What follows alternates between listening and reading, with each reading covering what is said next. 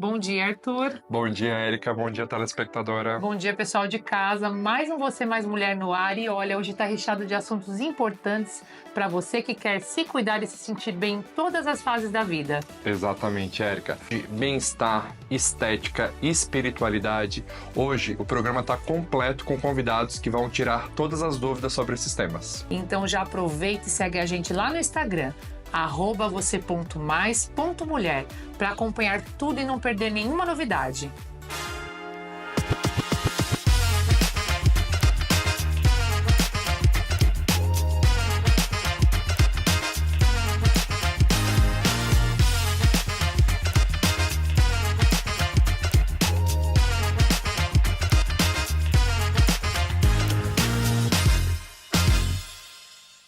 Bom, Érica, então a gente vai começar tirando aquelas dúvidas que muita gente tem e nem sempre sabe para quem perguntar. Hoje a gente vai receber a minha parceira, a doutora Raila Teixeira, que vai esclarecer essas questões muito comuns sobre saúde e qualidade de vida. Se você já ficou com receio de perguntar algo para um especialista, essa é a sua chance de aprender.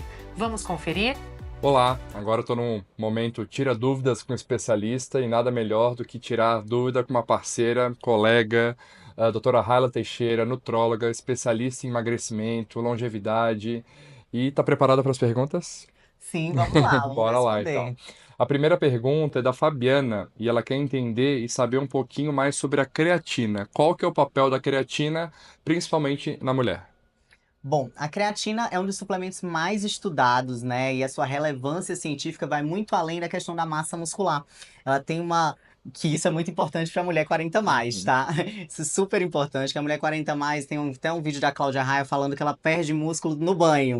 E é verdade, né? Tá muito mais suscetível por conta das mudanças hormonais. E a creatina é uma excelente ferramenta e um suplemento que vai ajudar na manutenção, vai ajudar, né, a não haver quebra tão facilmente ali da massa muscular, né, mesmo diante de uma alimentação que não está muito adequada. E uma outra função muito importante que foi descoberta nos últimos 10 anos é a questão da preservação da função cerebral e cognitiva. Então é utilizada até mesmo para idosos, né, para Desculpa, gente.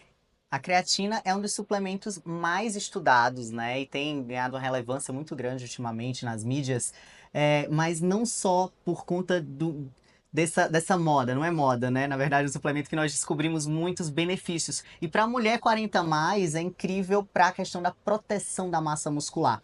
Eu já vi um vídeo da Cláudia Raia falando que ela perde massa muscular até no banho, né? E é verdade, a mulher a partir dos 40, devido às mudanças metabólicas e hormonais, ela fica mais suscetível à perda de músculo e ao ganho de gordura.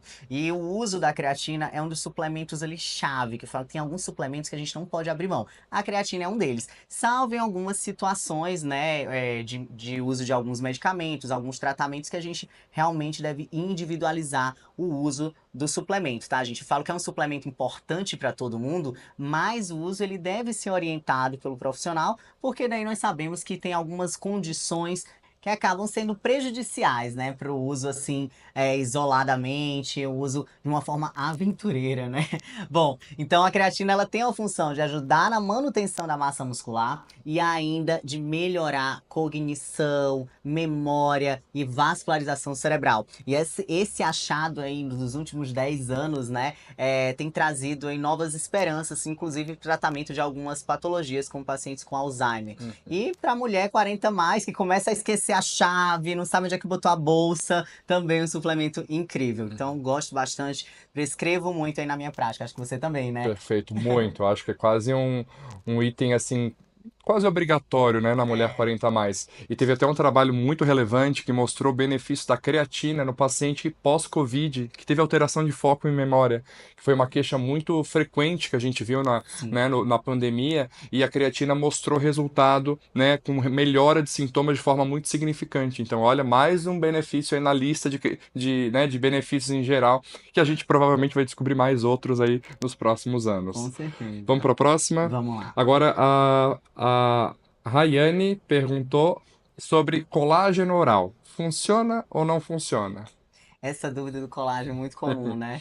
Bom, gente, vamos lá. Depende. Sei que vocês querem me matar com essa resposta, mas é verdade. Por quê? Se é uma mulher que não está bem nutrida, aquela mulher que só come besteira, que gosta de um paladar mais infantilizado, ela não vai se beneficiar. Porque entenda uma coisa, mulheres, nossa pele, cabelo, unhas são os fâneros. Então, pra gente alimentar essas regiões do nosso corpo, tem que estar sobrando nutriente. Então, os nutrientes, eles vão preferencialmente para as funções mais importantes. Então, primeiro as funções vitais, depois as funções estruturais, né, dos tecidos, e depois que a gente vai para a cereja do bolo, que é a parte estética. Então, a beleza, né, a questão, o cabelo, um cabelo sedoso, uma pele bem hidratada, isso tem muito a ver com o que está acontecendo dentro do corpo. Então, se é uma paciente, e até mesmo, por exemplo, pacientes bariátricas, ela já não tem um benefício de usar somente o colágeno. Então, a gente precisa optar por um blend maior de aminoácidos, que é o whey protein, que o whey protein pode ter prolina e hidroxiprolina, que são os aminoácidos precursores do colágeno. E aí, se a paciente tem alguma patologia ou se ela passou por alguma cirurgia de cartilagens e tudo, aí a gente se beneficia de fazer um uso extra de colágeno. Agora, só o uso do colágeno para beleza, eu não oriento, tá? Primeiro, uma alimentação adequada, né? Bem equilibrada. A suplementação de whey protein, que a partir dos 30 anos também acho que é fundamental. E aí, se houver necessidade, entrar com colágeno, vitamina C, silício e magnésio, tá? Porque todo mundo trabalha junto, não dá pra fazer uma coisa só. Exato, exato. Ó, a Natália quer saber uma pergunta que ela ouviu sobre o sono prejudica o emagrecimento. Isso é mito ou verdade? Nossa, é super verdade, né? Na verdade, não dormir faz a gente engordar. E, gente, eu vivi isso na pele.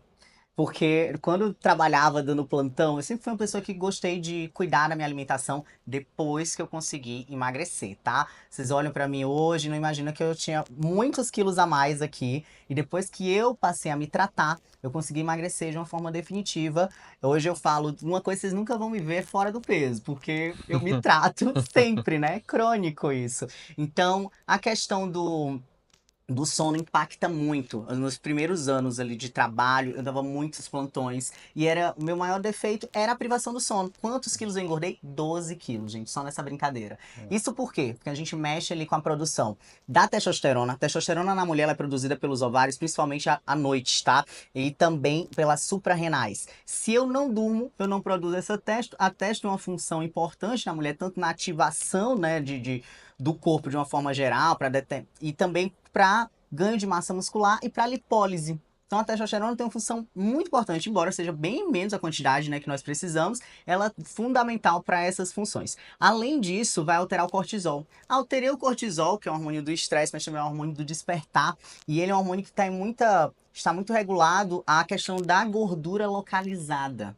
Aí se eu mexer nisso daí, não vou ter pico de cortisol no horário certo, vou ter pico no horário errado, isso vai aumentar o apetite para coisas muito gostosas, que faz a mulher errar de qualquer forma, mesmo sem pensar.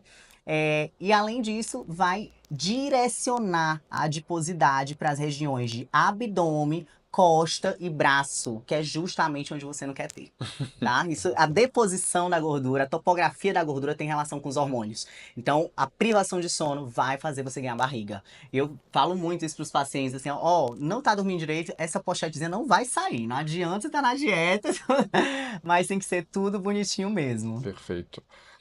Então, Raila, sempre uma aula ouvir você. Obrigado por tirar a dúvida de algumas pacientes nossas, algumas telespectadoras nossas. Tem mais um monte aí, mas fica para uma próxima. Fica pra A gente fica próxima. muito feliz aí de conseguir trazer tanto conhecimento de forma leve, de forma simples, né? Eu tenho certeza que você aí de casa conseguiu entender, né, com certeza o que a Raila trouxe para vocês aí de informação. Muito obrigado. Obrigada a você. Bom, quanta informação maravilhosa. A Raila é sempre sinônimo de qualidade e conhecimento. A gente sempre acha que sabe tudo, né? Sim, é verdade. Mas tem muita coisa que só um especialista mesmo para explicar direitinho para você. A gente sabe que com o tempo a pele ela vai mudando e muitas mulheres começam a se perguntar: será que é hora de fazer um procedimento estético? Arthur, quais são as principais queixas das suas pacientes no consultório? Bom, no que diz respeito à estética, pele, toda mulher hoje, né, com o passar do tempo, vai buscando um quê a mais, um cuidado, um carinho com a pele, né? A gente sabe que a pele é o maior órgão do nosso corpo e a gente sabe que com o passar do envelhecimento, a qualidade da pele vai sendo prejudicada, né?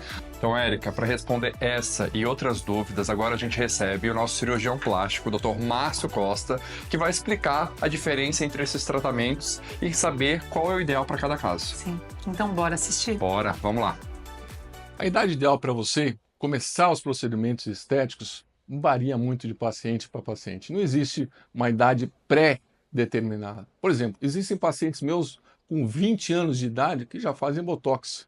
Pacientes com 30 anos de idade que já fazem bioestimulador de colágeno. Então, qual a idade ideal? Não existe. Existe aquela idade que é do paciente. Esse tratamento tem que ser um tratamento particular. O que se sabe é que a partir dos 30 a 40 anos de idade existe uma diminuição da produção de colágeno de maneira importante, principalmente nas mulheres. Se comparado com os homens, essa diminuição é bastante importante. Então, a partir dessa idade que normalmente esses pacientes procuram a minha clínica para poder melhorar a qualidade dessa pele, evitar a flacidez da pele e diminuir e prolongar uma qualidade boa de pele, fazendo com que procedimentos mais agressivos, como uma cirurgia, sejam retardados. O lifting facial ele é recomendado para aquelas pacientes que têm, além de um excesso nítido de pele, uma flacidez importante de pele, ou seja, uma sobra importante de pele, mas também tem uma flacidez muscular. Essa flacidez muscular é vista nesses pacientes com uma queda do rosto. O paciente fala, é como se o meu rosto tivesse escorregado. Essa é a sensação que tem esses pacientes. Normalmente nos Estados Unidos esse tipo de cirurgia começa aos 40 anos de idade. Aqui no Brasil é mais tardio, a partir dos 50, 60 anos de idade.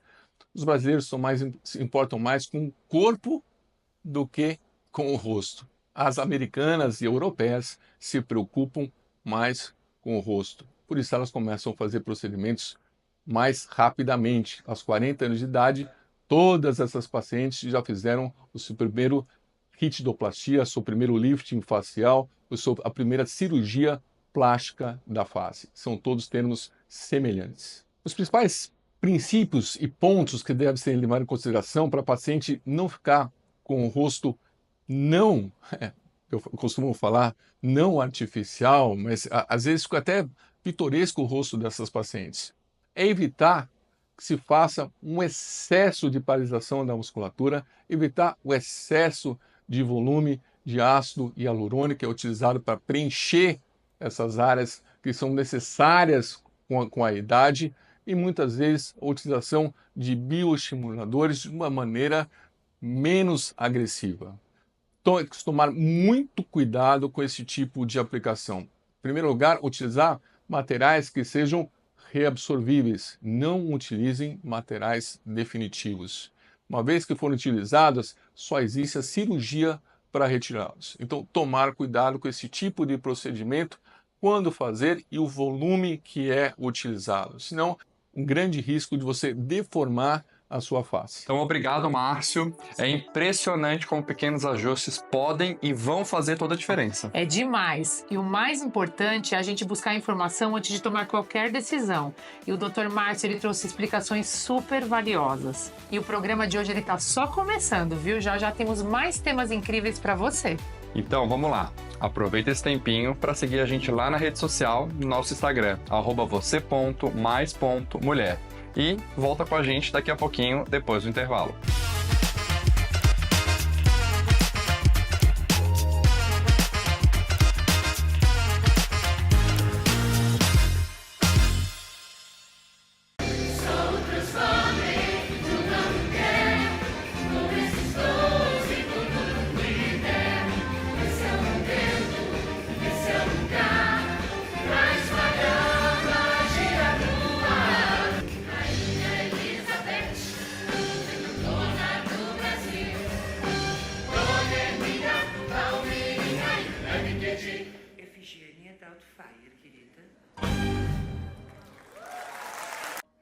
Ei, minha amiga, tudo bem? Por acaso você está se sentindo um pouco irritada, angustiada, sensação de pavio curto ou sentindo oscilações de humor na TPM, climatério ou inclusive na menopausa? Então deixa eu te apresentar o Briófilum argentocultum. Ou melhor, você pode chamar de brió.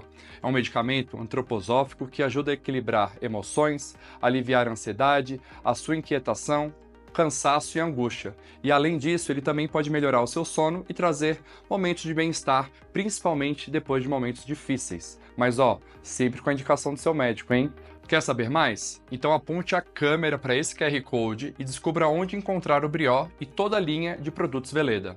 Além disso, você pode usar esse cupom aqui embaixo e ganhar mais uns descontinhos no site. Veleda, porque a sua saúde importa.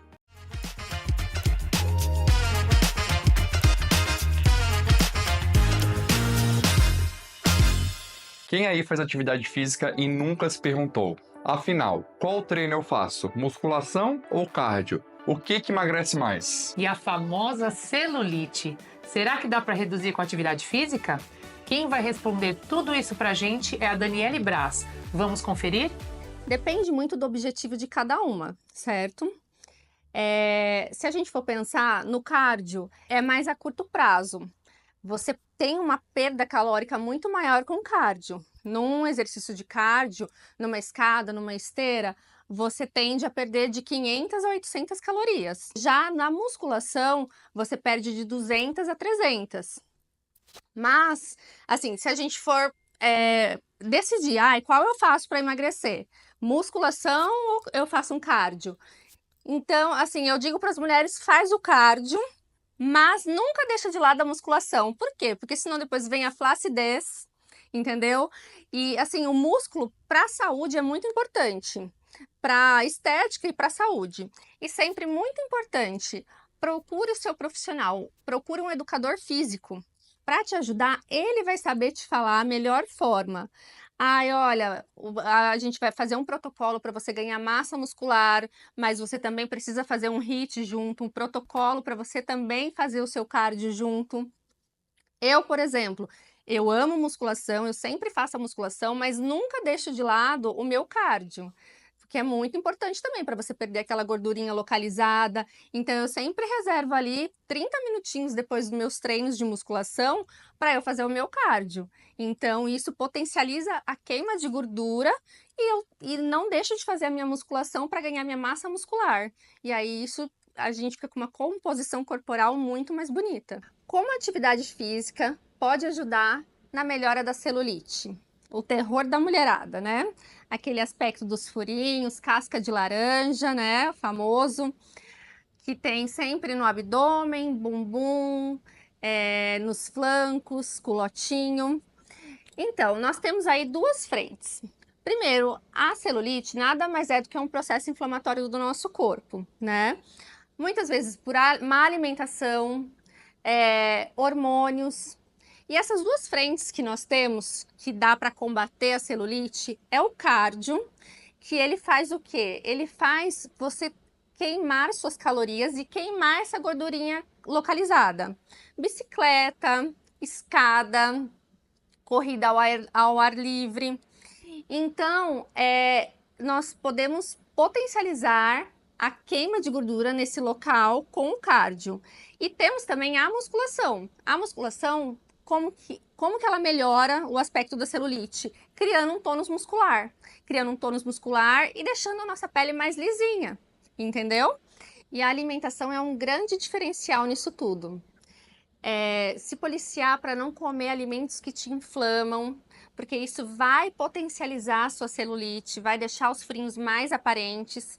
E muito importante, procurar uma nutricionista para ela montar o seu cardápio, te instruir na melhor alimentação, para você conseguir comer as coisas, sabe, fazer suas refeições todas certinhas e também buscar um educador físico. Ele vai te falar sobre todos os exercícios que você deve fazer para ajudar no emagrecimento, no ganho de massa muscular, consequentemente te ajudar a melhorar o aspecto da celulite. Se vocês quiserem mais informação sobre emagrecimento, ganho de massa muscular, aproveita e me siga aqui no Instagram. Lá eu dou várias dicas sobre todos esses temas. Daniele, muito obrigado pela, tirar todas as dúvidas que a gente tem em casa, a gente tem na academia, e agora a gente já sabe o que funciona realmente de verdade. O programa ele tá incrível, mas ainda tem mais. Segura aí que já já nós voltamos. Então, enquanto isso, já marca aquela sua amiga que precisa dessas dicas, que quer entender um pouquinho mais sobre saúde, longevidade, beleza e estética. A gente já volta.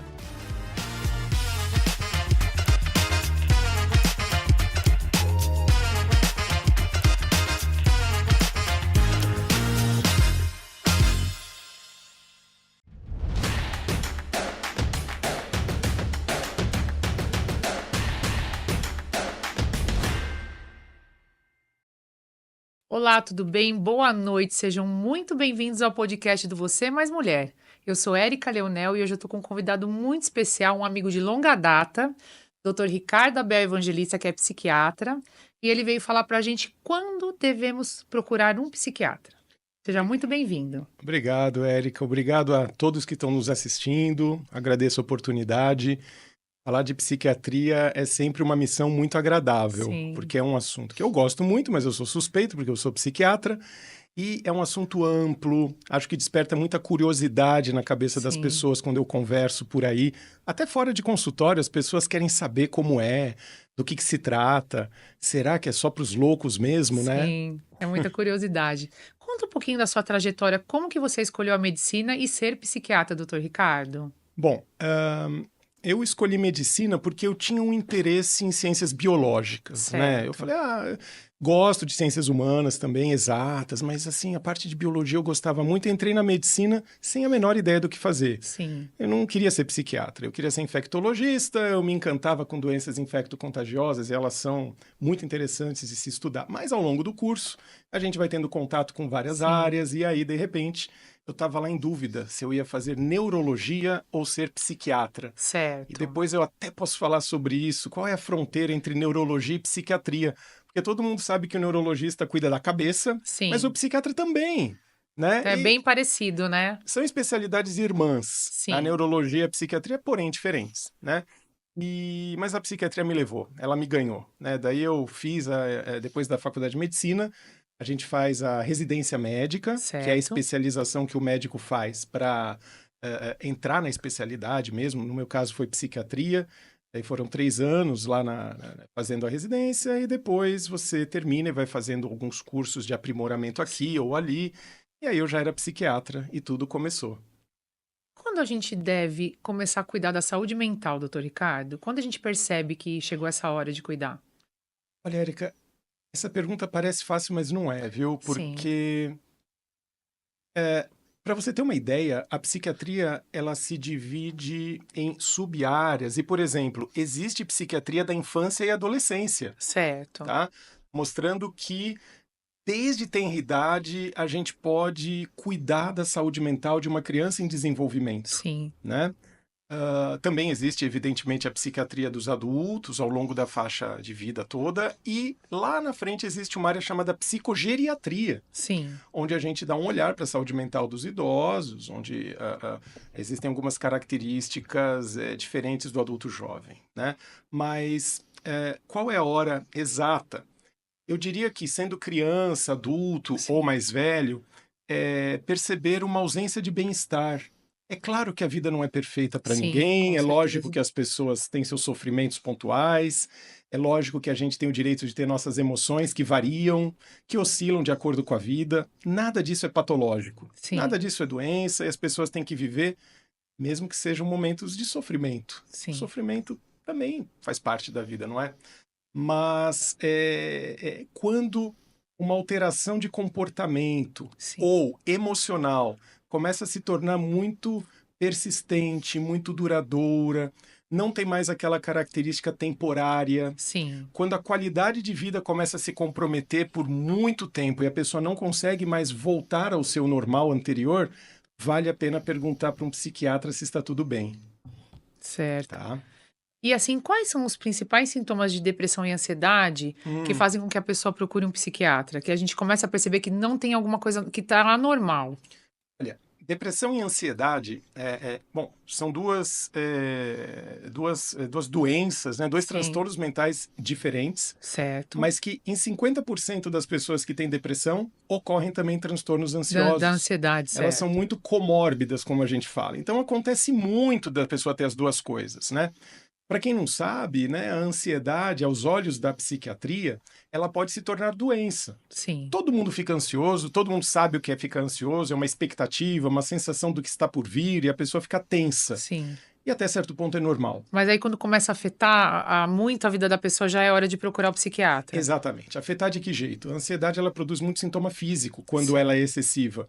Não é só aquela sensação de expectativa, Sim, é uma sensação de mal-estar por causa, falando aí um termo um pouco médico, por causa da hiperatividade do sistema autonômico, sobretudo hiperatividade noradrenérgica. certo. Isso causa o quê?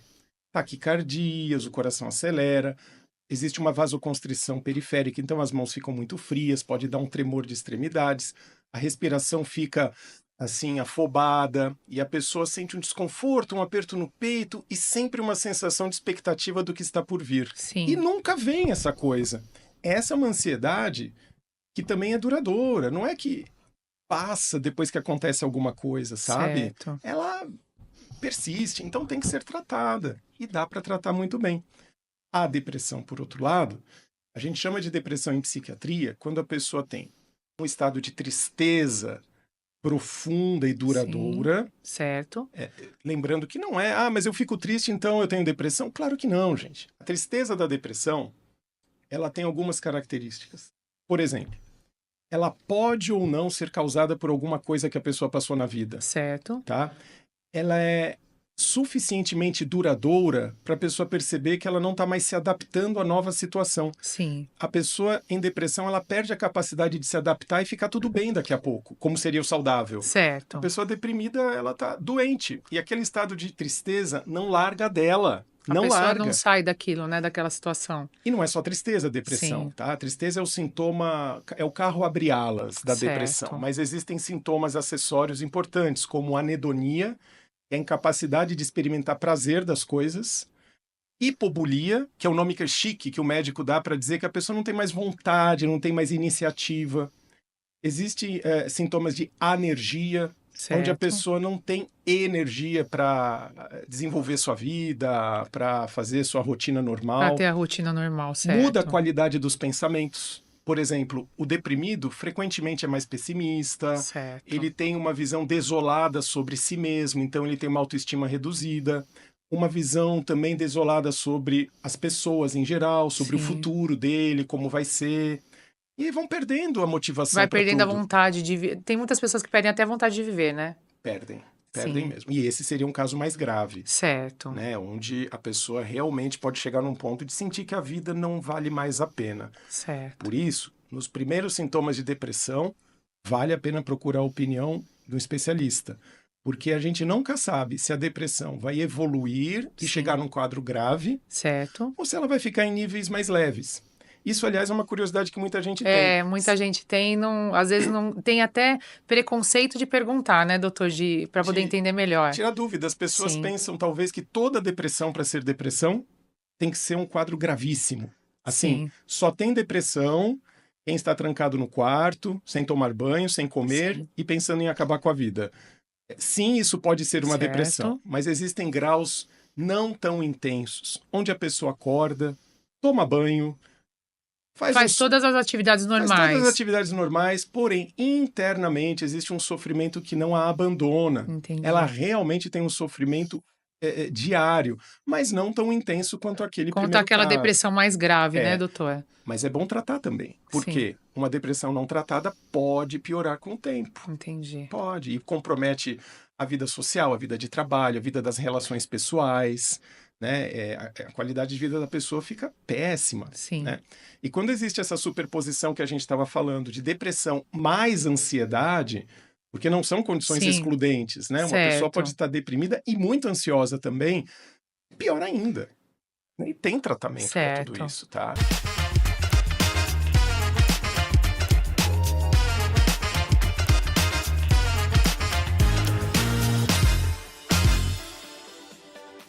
O que será que vem por aí? Como a espiritualidade ela pode nos guiar nos próximos meses? Bom, para falar sobre esse tema, que é sempre muito relevante, a gente vai receber agora o Rick Hadashi, que vai trazer uma visão única sobre o futuro e a energia que nos cerca. Vamos lá? Já tô curioso. Vamos conferir. Oi, gente, eu sou o Rick Hadashi, prazer, obrigado pelo convite. E eu vim falar um pouquinho aqui sobre espiritualidade e sobre como a espiritualidade pode te auxiliar muito no ano de 2025. Bom, esse ano a gente tem a energia do ano 9, do número 9, que é uma finalização de ciclos. Então toda essa energia de coisas que ficaram pendentes, coisas que estão em aberto, é muito legal que você pare tudo que você está fazendo e preste atenção nos sinais que o universo vai começar a te mostrar para isso. Porque é muito importante que a gente feche direitinho todas as gavetas, todas as portas, feche todas as janelas que a gente precisa para que a gente possa abrir uma mansão inteira nova para a gente, em todos os sentidos, seja no campo profissional, seja no campo financeiro, seja no campo de relacionamento e amizades, ou na família até. Se ficou alguma pontinha solta, esse ano ele é muito, muito importante que você preste muita atenção e comece a seguir nesse sentido, para você encontrar a prosperidade e a felicidade dentro de você. Porque, pensa comigo, se às vezes a gente quer seguir e a gente está com um peso muito grande, se a gente está com uma mala muito grande, cheio de pedras e objetos e memórias e coisas que não nos servem mais, a nossa caminhada ela fica muito difícil, ela fica mais pesada. Ela é possível, você consegue caminhar, mas muitas vezes ela fica muito lenta e ela fica muito pesada. Então você pode fazer isso em todos os sentidos, inclusive fisicamente também na sua casa. Esse ano, principalmente agora a partir do dia 20 de março, que é quando começa o Ano Novo Astrológico, você pode fazer uma limpa na sua casa de fotos antigas, de roupas que você não usa mais. Esse momento é muito, muito bom para isso, para você realmente limpar tudo que você não precisa mais da sua casa, da sua vida, da sua história, das suas relações, para você se abrir para o novo. Pensa muito nisso. Então, fora a questão de limpar as coisas e de você ressignificar tudo aquilo que você não precisa mais, ao mesmo tempo que você faz isso, é muito importante você entender o que é que você quer para esse ano de 2025. É muito importante porque ano que vem ele vai ter a energia de começos, coisas novas, e é muito legal que a gente já comece a movimentar isso também. Então, vamos supor que você já está pensando em mudar de emprego faz um tempo, ou você às vezes não está muito feliz no seu relacionamento, você sente que isso está chegando para um fim. Acho que esse é o momento para você fechar seus olhos, respirar, começar a se conectar com uma coragem que existe dentro de você e começar a seguir.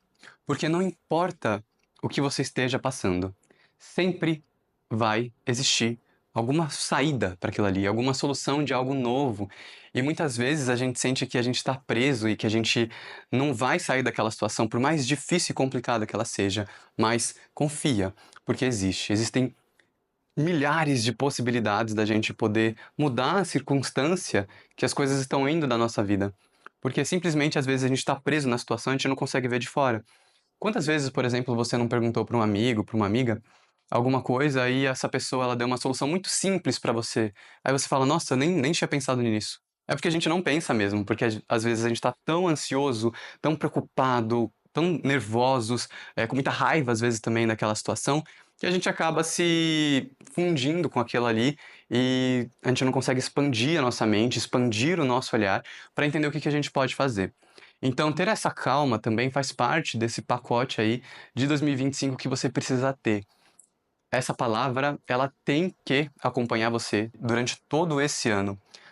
Paz, calma, tranquilidade, essa ideia de você parar, meditar, fechar teus olhos. Você nem precisa meditar se você não souber, mas só o fato de você fechar seus olhos, acalmar um pouco a tua mente para você começar a refletir um pouco mais, sentir um pouco mais as suas emoções, não atropelar nada, para você realmente sentir tudo que você precisa sentir, é muito importante. Esse ano também, ele é muito importante com que você, caminhando nesse sentido das emoções, você possa se restabelecer, principalmente com a sua família, com o seu campo familiar, independente de como esteja a situação aí, ele vai ser um ano muito importante para que você possa se alinhar.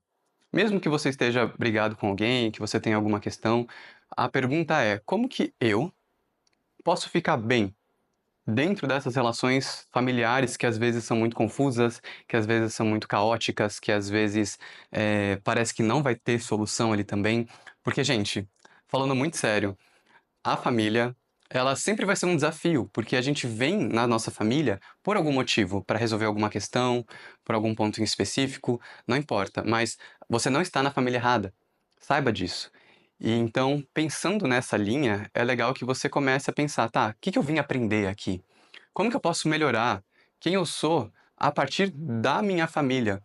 É muito rico pensar dessa forma porque a gente acaba crescendo demais. Se você tem muitas dificuldades e muitos problemas no seu campo familiar, saiba que, pensa que você só tem muita coisa a aprender ali e você tem muitas possibilidades de se desenvolver dentro da sua família. Então você tem como ser uma pessoa mais paciente, mais amorosa, com mais empatia pelo outro. Tudo isso, muitas vezes, na nossa família a gente vai poder aprender e crescer muito.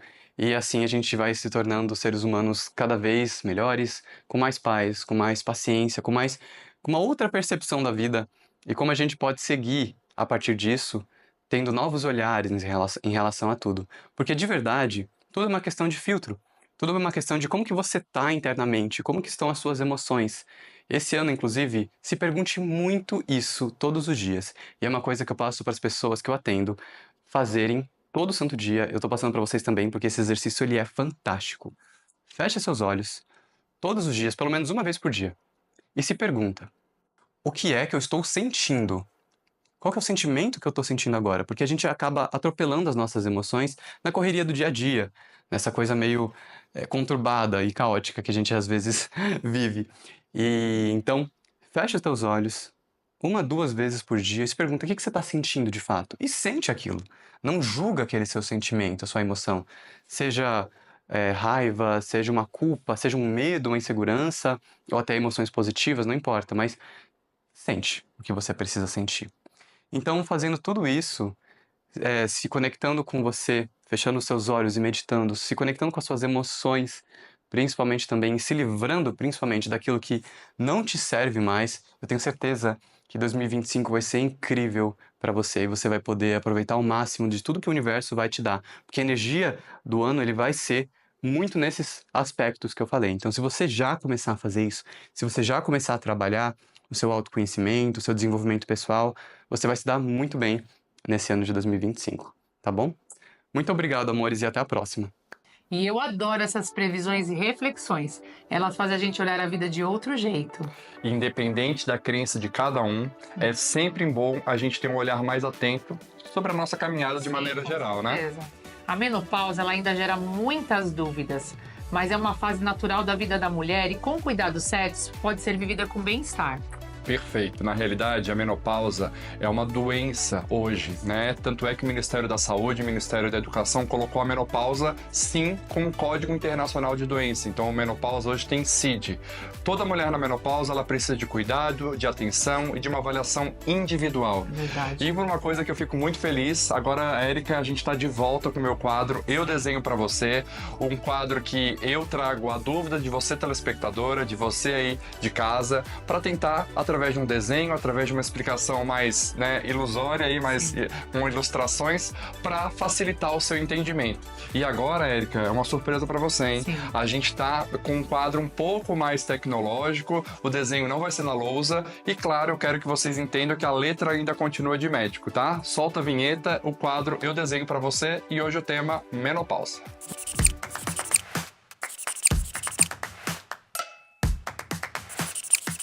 Bom, estamos de volta com o quadro Eu Desenho para Você. Particularmente é meu quadro preferido, onde eu trago, através de desenhos, uma dúvida de você aí de casa. Eu costumo fazer esses desenhos durante a consulta para minha paciente, e eu fiz questão de voltar com esse quadro porque vocês nos perguntaram bastante, você, telespectadora, pediu o quadro novamente, e como a gente está numa era cada vez mais tecnológica, eu vou trocar a lousa, vou trocar o papel e a caneta pelo iPad, e vou trazer mais tecnologias para vocês aí de casa. Então deixa eu colocar meu fiel companheiro aqui, e hoje o assunto que eu fiz questão de voltar a esse quadro é falar sobre uma situação clínica que chama menopausa, né? Quem aqui nunca ouviu falar sobre menopausa? Então a menopausa é uma situação tão importante que nos últimos anos até ganhou um código internacional de doença, ganhou um CID.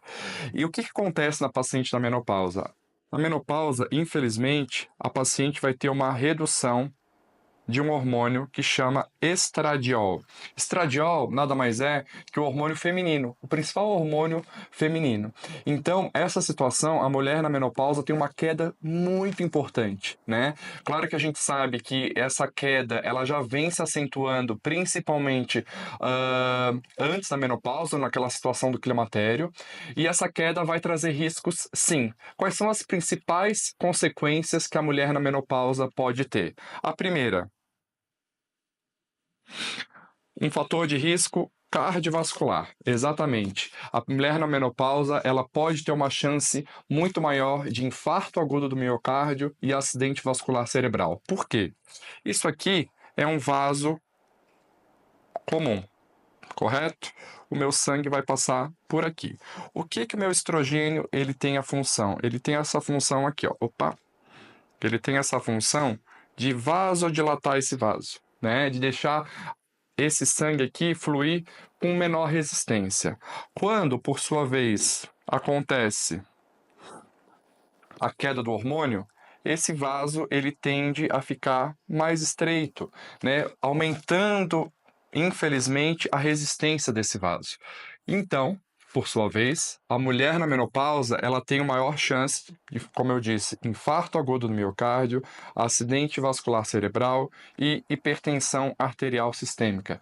Então, olha o fator de risco que essa mulher passa, que essa mulher, né, ocorre. Infelizmente, a menopausa ela também está associada a um padrão inflamatório, né? A mulher geralmente pode ganhar um pouquinho mais de peso, ficar mais inflamada, né? Uma mulher que fica com algum padrão, às vezes, depressivo, desanimada, autoestima baixo. Então, todo esse acúmulo, toda essa associação pode gerar um impacto, infelizmente, tá?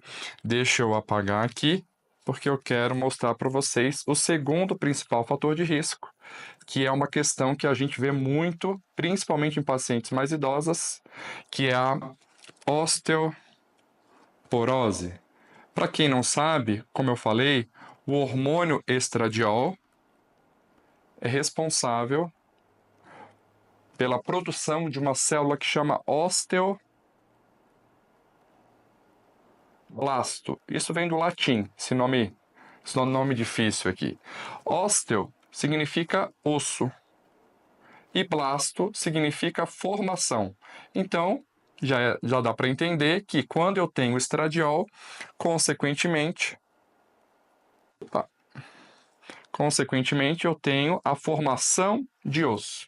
Com a queda desse hormônio, infelizmente, o meu osso ele vai ficando mais esburacado, mais enfraquecido, e por isso que aumenta a incidência dessa condição clínica óssea que chama osteoporose, que, como eu disse, vem do latim ósteo, osso, e porose, poros, buracos. Então, a mulher na menopausa, ela precisa cuidar desse fator. E o principal tratamento para a osteoporose nessa paciente é atividade física. Então, já foi comprovado cientificamente que a atividade física na mulher na menopausa tende a prevenir e tratar a osteoporose. Então, olha que importante esse padrão. E o terceiro principal fator de risco que essa mulher na menopausa vai sofrer, deixa eu apagar aqui, é o fator de risco sistema nervoso central. Exatamente. A mulher na menopausa, ela passa por uma, que a gente brinca assim, que é uma nuvem neurológica. O estradiol, mais uma vez, o hormônio feminino, ele tem uma função principal de trazer uma neuroplasticidade, né? Um funcionamento melhor desse cérebro. Então, com a queda desse hormônio, a mulher ela vai passar por quê? Por uma labilidade, melhora, piora, melhora, piora. Sem contar que essa labilidade, essa gangorra hormonal, ela também pode gerar impactos. Então a mulher ela fica mais depressiva, muita alteração no sono. Então a mulher começa a ter insônia, começa a ter os despertares noturnos, acorda mais cansada. Ela tem essa labilidade também com pavio curto, então fica muito irritada. Um dia quer matar alguém, outro dia chora por qualquer coisa, fica mais sensível. Então essa instabilidade emocional, essa piora da autoestima, essa piora do humor é um fator de risco, né? Hoje a gente sabe que a mulher, saiu um trabalho agora de pesquisadores americanos, que a mulher na menopausa, ela gerou um impacto de 1,8 bilhão de dólares, né, em relação a prejuízo laboral. Ou seja, a mulher na menopausa, ela falta mais trabalho, ela deixa de produzir mais, deixa de ser mais eficaz no ponto de vista laboral, no ponto de vista, né, de trabalho, porque realmente esse impacto neurológico acontece. Então isso não é besteira, isso não é, né, uma situação que a gente brinca hoje na prática, fala que é mimimi, não, isso realmente é uma situação hormonal, uma situação neurológica que precisa ser avaliada. Então eu quero saber de você, telespectadora, se entendeu todos esses fatores de risco, comenta lá no nosso Instagram, @você.mais.mulher, deem sugestões de outros temas, outros assuntos, outros desenhos, porque eu quero tirar a sua dúvida aí de casa, tá bom? Voltamos com o programa e até mais. Arthur, você arrasou. Obrigado. Que aula sobre menopausa. Perfeita. Maravilha, obrigado mesmo. Obrigado também você que trouxe a dúvida, e eu acho essencial a gente desmistificar esse assunto e trazer informação para que todas as mulheres possam se cuidar da melhor forma possível. Até porque a menopausa é uma situação clínica que a mulher tende a chegar, e eu tenho certeza absoluta que é uma fase que você quer chegar de maneira mais saudável e com mais qualidade de vida. Sim.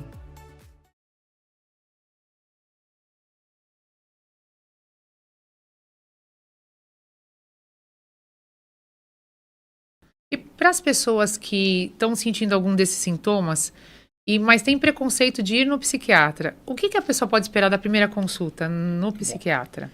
A primeira consulta, eu às vezes falo brincando assim para um paciente que nunca foi no psiquiatra, eu falo assim, olha, fica tranquilo que não vai doer. Certo. Depois eu falo brincando também, mentira, pode doer um pouco, mas é emocionalmente falando. Por quê?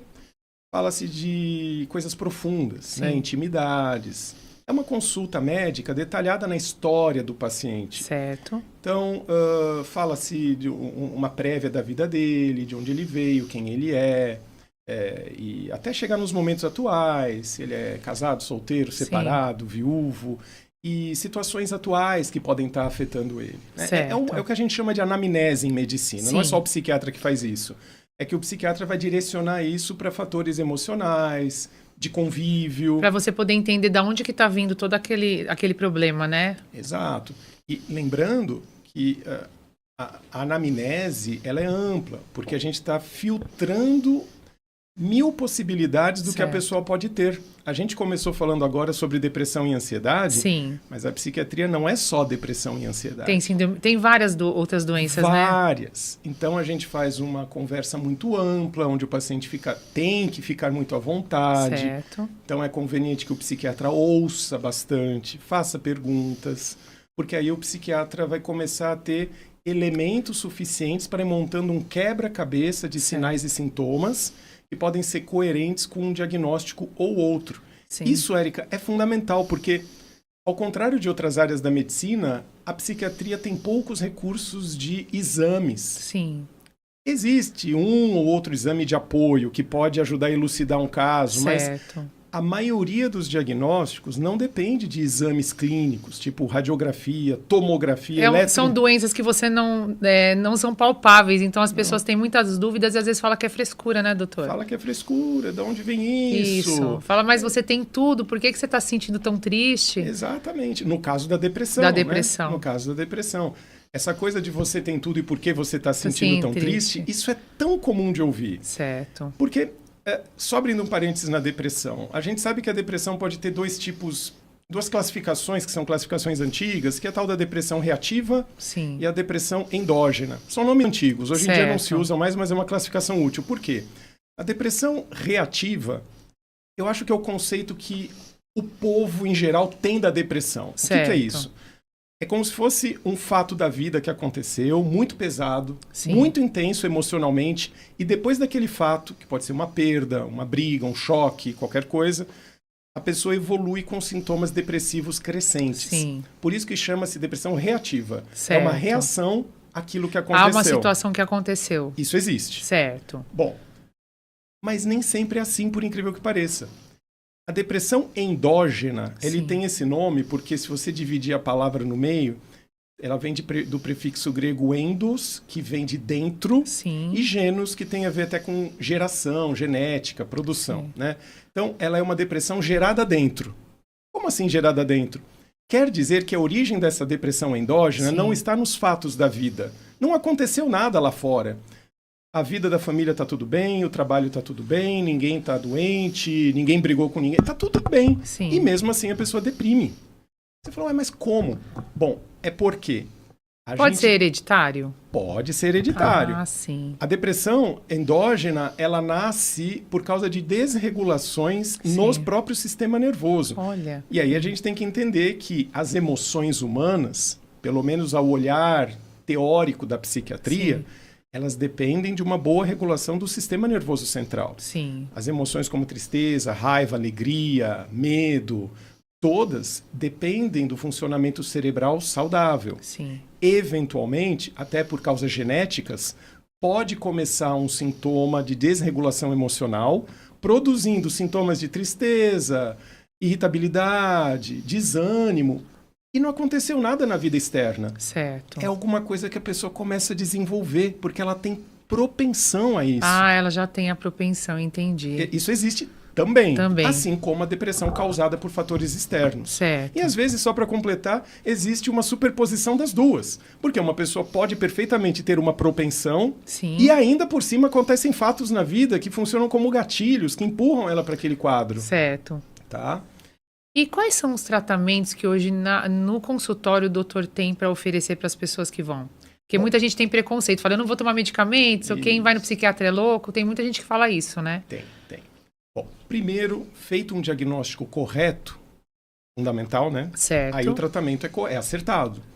Se você não diagnostica, você não consegue Não, você não tratar. tem como saber, Bom, né, doutor? Conforme o diagnóstico está bem feito, o tratamento, falando de depressão, por exemplo, Certo. a gente tem tratamentos não farmacológicos e farmacológicos. Sim. E ainda uns tratamentos mais modernos que são biológicos não farmacológicos. Sim. Eu vou falar dos três. Certo. O não farmacológico, traduzindo, é o tratamento por psicoterapia.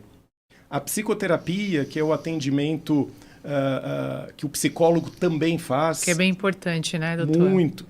E muitos psiquiatras também fazem. Certo. Eu, por exemplo, faço também, né? A psicoterapia é um tratamento sistematizado, Sim. com bases teóricas. Existem vários tipos de psicoterapia. Certo. Psicoterapia é um nome meio genérico Sim. para vários tipos de intervenção por meio da comunicação verbal e que tem suas formas de fazer, suas técnicas. Então, dentro do grupo das psicoterapias, Sim. existe um tipo chamado psicanálise, por exemplo. Ah, a psicanálise, sim. Foi tem inventada muito- pelo Sigmund Freud, que muita gente já Certo. deve ter ouvido É, falar. com certeza. Tem a análise lacaniana, junguiana, você tem linhas cognitivo-comportamentais, Certo. terapia interpessoal, terapia psicodramática. São modalidades Certo. que não se usa remédio aí.